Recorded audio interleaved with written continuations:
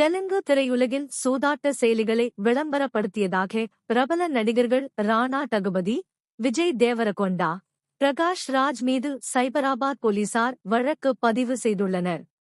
ஐதராபாத், தெலுங்கானாவில் உள்ள மியாப்பூரில் வசித்து வரும் தொழிலதிபர் பனீந்திரா சர்மா.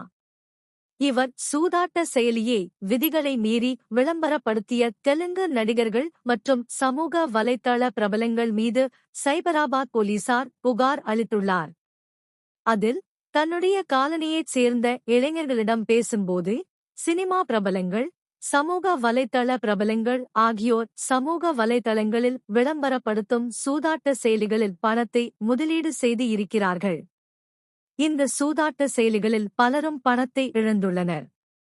நானும் பாதிக்கப்பட்டுள்ளேன். சமூக வலைத்தளங்களில் பிரபலங்கள் இதுபோன்ற சூதாட்ட செயலிகளை விதிகளை மீறி விளம்பரப்படுத்துகிறார்கள். இதனால் பணத்தேவை உடையவர்கள் இதுபோன்ற சூதாட்ட செயலிகளில் பணத்தை முதலீடு செய்து ஏமாற்றப்படுகிறார்கள்.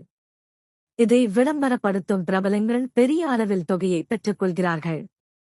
எனவே சட்ட விரோதமாக இந்த செயலிகளை பிரபலப்படுத்தும் பிரபலங்கள் மீது நடவடிக்கை எடுக்க வேண்டும் என கூறியிருந்தார்.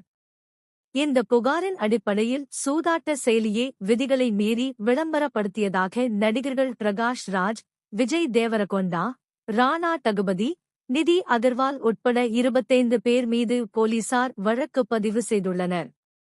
தெலுங்கு திரையுலகில் முன்னணியில் இருக்கும் நடிகர்கள் 25 பேர் மீது வழக்கு பதிவு செய்யப்பட்டுள்ளது திரையுலகில் பெரும் பரபரப்பை ஏற்படுத்தியுள்ளது.